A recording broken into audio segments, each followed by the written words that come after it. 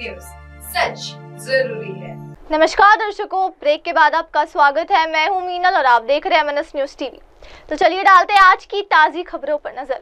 ओडिशा में कटक में निर्माणाधीन पुल का स्लैब गिरने से 3 लोगों की मौत, 2 घायल। सीएम मांझी ने जांच के आदेश दिए। प्रयागराज में दर्दनाक हादसा, रात में लौट रहे बारातियों की कार पेड़ से टकराई। हादसे में 4 की मौत और 1 गंभीर। दिखाई दिए 3 से 4 संदिग्ध। चिनाब घाटी में आतंकी सक्रिय, जंगलों पर ड्रोन से निगरानी, VDG भी मुस्तैद। अब डालते हैं नजर सारी खबरों पर विस्तार से। कटक के खाननगर इलाके में कार जोड़ी नदी पर निर्माणाधीन पुल का स्लैब गिरने से एक इंजीनियर और 2 श्रमिकों की मौत हो गई। हादसे में 2 अन्य लोग भी घायल हुए हैं, जिन्हें इलाज के लिए ACB मेडिकल कॉलेज और अस्पताल में भर्ती कराया गया है। हादसा कैसे हुआ, अभी इसके सही कारणों के बारे में पता नहीं चल पाया है। कटक के DCP खिलाड़ी ऋषिकेश ज्ञानदेव ने बताया कि पुल का स्लैब गिरने की सूचना मिलते ही स्थानीय लोग और पुलिस कर्मी तुरंत घटनास्थल पर पहुंचे और श्रमिकों को बचाया। उन्होंने बताया कि श्रमिकों और साइट इंजीनियरों पर गिरे विशाल स्लैब को उठाते समय क्रेन खराब हो गई थी। उन्होंने बताया कि दुर्घटना के सही कारणों का अभी तक पता नहीं चल पाया है। वहीं कटक के जिला मजिस्ट्रेट तत्रादोपे भाऊ साहेब शिंदे ने कहा कि दुर्भाग्यपूर्ण घटना हुई है। घटना के पीछे क्या कारण रहा, ये जांच के बाद ही पता चल पाएगा। मुख्यमंत्री मोहन चरण मांझी मुंबई के दौरे पर है। उन्होंने हादसे की जानकारी मिलने के बाद जांच के आदेश दिए। साथ ही मंत्री पृथ्वीराज हरिचंदन से घायलों से मिलने के लिए कहा। सीएम मांझी ने इंजीनियर और 2 श्रमिकों की मौत पर दुख जताया। साथ ही घायलों के शीघ्र स्वस्थ होने की कामना की। मुख्यमंत्री मांझी ने दुर्घटना में मारे गए मृतकों की परिजनों की 5 लाख रुपए की मदद की। इसके अलावा घायलों के मुफ्त इलाज की घोषणा भी की गई। CMO ने एक्सपर्ट पोस्ट से कहा कि CM ने मृतकों के परिजनों के लिए मुख्यमंत्री राहत कोष से 5 लाख रुपए की अनुग्रह राशि की घोषणा की है। उन्होंने दुर्घटना में घायल हुए लोगों के लिए मुफ्त चिकित्सा उपचार की भी घोषणा की है। अब डालते हैं नजर हमारी अगली खबर पर। प्रयागराज के पिपरी कोतवाली के कस्बा चायल के आगे शनिवार रात करीब 12 बजे लौट रहे बारातियों की कार गुंगवा की बाग स्थिति शिवरान गेस्ट हाउस के समीप जामुन के पेड़ से टकरा गई। हादसे में कार सवार 4 लोगों की मौत हो गई है और जबकि चालक गंभीर रूप से घायल है। घटना की सूचना मिलने पर मौके पर पहुंची पुलिस ने घायलों को कार से निकालकर प्रयागराज के SRN अस्पताल ले गई, जहां डॉक्टरों ने जांच के बाद 4 लोगों को मृत घोषित कर दिया। पुलिस के मुताबिक कार की रफ्तार इतनी तेज थी कि टक्कर के बाद कार के परखच्चे उड़ गए।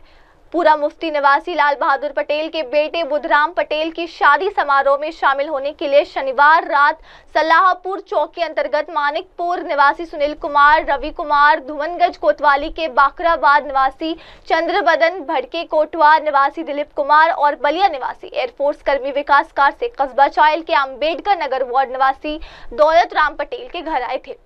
रात 12 बजे के करीब लौटने के दौरान गुंगवा की बाग स्थित शिवरानी गेस्ट हाउस के समीप कार जामुन के पेड़ पर टकरा गई। हादसे के बाद चीख पुकार मच गई। घटनास्थल पर पहुंची पुलिस ने सभी घायलों को प्रयागराज के SRN अस्पताल पहुंचाया, जहां डॉक्टरों ने सुनील कुमार, जो कि 36 वर्ष का है, उसके पुत्र नारायण पटेल, रवि कुमार 35, पुत्र शंभुनाथ पटेल, चंद्रबदन 42 साल, पुत्र गुलाब और विकास को मृत घोषित कर दिया गया, जबकि गंभीर रूप से घायल दिलीप का इलाज चल रहा है। दर्शकों, अब डालते हैं नजर हमारी अगली खबर पर। 1990 के दशक में आतंकवाद प्रभावित रही चिनाब घाटी में एक बार फिर दहशतगर्दों की मौजूदगी बढ़ रही है। बीते 2 साल में इस क्षेत्र में न सिर्फ आतंकी हमले बढ़े हैं, बल्कि आतंकियों की मौजूदगी भी दर्ज हुई है। पहलगाम आतंकी हमले से पहले ही भद्रवा, डोडा और किश्तवाड़ के जंगलों में 5 से 6 आतंकियों के सक्रिय होने की सूचना सुरक्षा एजेंसियों को मिली है। ग्रामीणों की ओर से लगातार संदिग्धों का देखा जाना इसे और पुष्ट करता है। इसके बाद इलाके की न सिर्फ ड्रोन से निगरानी की जा रही है, बल्कि सेना के साथ साथ ग्राम सुरक्षा गार्ड भी मुस्तैद हो गए हैं। रक्षा विशेषज्ञों के अनुसार चिनाब घाटी बीते कुछ वर्ष से शांत थी, लेकिन आतंकी अब उन पारंपरिक रास्तों को अपना रहे जिन्हें दहशतगर्दी के लिए 1990 के दशक में इस्तेमाल किया जाता रहा। भद्रवाह, डोडा, किश्तवाड़ में हुए आतंकी हमले इस बात का संकेत दे रहे हैं कि चिनाब घाटी में आतंकी दोबारा अपने पैर पसारने की कोशिश में है। ऐसे में सुरक्षा एजेंसियां इसे गंभीरता से ले रही है। इन जिलों के उन सभी संवेदनशील इलाके की निगरानी कड़ी कर दी गई है। डोडा जिला के तरवन इलाके के जंगलों में अप्रैल में ही स्थानीय लोगों ने 3 से 4 संदिग्ध देखे। इसके बाद से ही इस इलाके की सेना और पुलिस ने घेराबंदी कड़ी कर दी। अब डालते हैं नजर अगली खबर पर। अब खबर बिहार से। बेगूसराय में बदमाशों ने घर से बुलाकर एक युवक को गोली मार दी। स्थानीय लोगों ने आनन फानन में इलाज के लिए शहर के एक निजी नर्सिंग होम में भर्ती कराया है। बकरी थाना के पुलिस मामले की जांच में जुटी है। फिलहाल घटना के कारणों का पता नहीं चल पाया। घटना बकरी थाना क्षेत्र के राटन गांव की है। यहाँ बदमाशों ने एक युवक को घर से बुलाकर गोली मार दी। युवक को 2 गोली लगी है, इसमें एक सिर में और दूसरी जांघ में लगी है। युवक की हालत गंभीर रूप से घायल है और घटना शनिवार शाम की बताई जा रही है।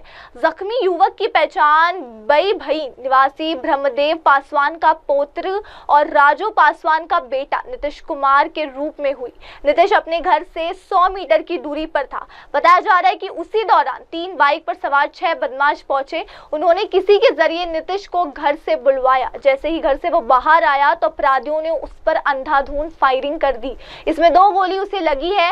गोली लगते ही स्थानीय लोग और परिजन उसे आनन फानन में बेगूसराय ले गए। वहां निजी क्लिनिक में उसका इलाज चल रहा है। घटना की सूचना मिलते ही बखरी पुलिस मौके पर पहुंचकर पुलिस ने छानबीन शुरू कर दी है। पुलिस जांच में उक्त गोलीबारी की वजह अब तक साफ नहीं हो पाई। अब दर्शकों डालते हैं हमारी अगली खबर। पहलगाम आतंकी हमले के बाद जांच में परत दर परत नए खुलासे हो रहे। जांच में ये पता चला है कि पहलगाम आतंकी हमले को लेकर खुफिया एजेंसियों को जो इनपुट मिले थे उसके अनुसार आतंकियों के निशाने पर वंदे भारत ट्रेन थी। देश की सर्वाधिक गति वाली ट्रेनों में से एक वंदे भारत के कश्मीर तक पहुंचने से वे बौखलाए हुए थे। वे इस ट्रेन के उद्घाटन के अवसर पर ही हमला करना चाहते थे। जब इसके उद्घाटन की तारीख टल गई तो आतंकियों ने पहलगाम में पर्यटकों का नरसंहार कर दिया। सुरक्षा एजेंसियों को इनपुट मिले थे कि आतंकवादी कटरा से श्रीनगर के लिए पहली ट्रेन को हरी झंडी दिखाने के लिए पीएम नरेंद्र मोदी की यात्रा के दौरान अपने नापाक मंसूबों को अंजाम देना चाहते थे। हालांकि कटरा क्षेत्र में तेज हवा चलने के पूर्वानुमानों के कारण प्रधानमंत्री की 19 अप्रैल को होने वाली यात्रा स्थगित कर दी गई। जांच कर रहे अफसरों ने कहा कि अब तक जो बात सामने आ रही है उससे पता चला है कि 2 स्थानीय आतंकी पहले से ही पर्यटकों के साथ मिल गए थे। जैसे ही पहली गोली चली उन्होंने पर्यटकों को एक फूड कोर्ट परिसर में इकट्ठा कर लिया जहां 2 अन्य पाकिस्तानी आतंकवादी थे। यूपीसीएल ने fuel and power purchase cost adjustment के तहत बिजली दरों में औसत 79 पैसे प्रति यूनिट की छूट का ऐलान किया है। आने वाले बिल में उपभोक्ताओं को इसका लाभ मिलेगा। यूपीसीएल के एमडी अनिल कुमार ने बताया कि पिछले वित्तीय वर्ष में बिजली खरीद के लिए जो दर निर्धारित थे, मार्च महीने में निगम ने इसे कम दरों पर बिजली बाजार से खरीदी है। एफपीपीसीए के तहत इसका लाभ उपभोक्ताओं को मई माह के बिल में दिया जा रहा है। एफपीपीसीए के तहत कुल 101 करोड़ रुपए छूट का आदेश जारी कर दिया गया। इससे पहले जुलाई में 30 पैसे, अगस्त में 52 पैसे, सितंबर में 23 पैसे, अक्टूबर में 70 पैसे, नवंबर में 28 पैसे, दिसंबर में 85 पैसे, मार्च में 1.19 रुपए प्रति यूनिट की छूट का लाभ उपभोक्ताओं को दिया जा चुका है। अब डालते हैं नजर हमारी अगली खबर पर। कानपुर सुसाइड मामले में ये सामने आया है कि फजलगंज थाना क्षेत्र में 10 दिन पहले युवती की आत्महत्या के मामले में एक खुलासा हुआ है कि बड़ी बहन ने प्रेमी के साथ रंगरेलियां मनाने में बाधा बन रही 2 छोटी बहनों की जिंदगी खराब कर दी। प्रेमी के चोरी छिपे घर आने के बाद बहनें किसी से न कह दे, इसके लिए उसने प्रेमी व उसके दोस्त को घर बुलाया। उन्होंने दोनों किशोरियों को डरा धमकाकर उनके साथ दुष्कर्म किया। इसके बारे में किसी को बताने पर जान से मारने की धमकी दी। दोनों किशोरियों ने दादी को बहन और उसके प्रेमी व दोस्त की कारस्तानी बताई तो उसने फंदा लगाकर जान दे दी।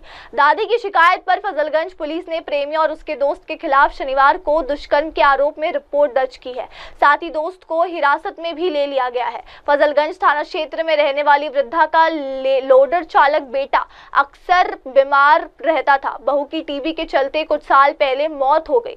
उनके 3 बेटियां थी।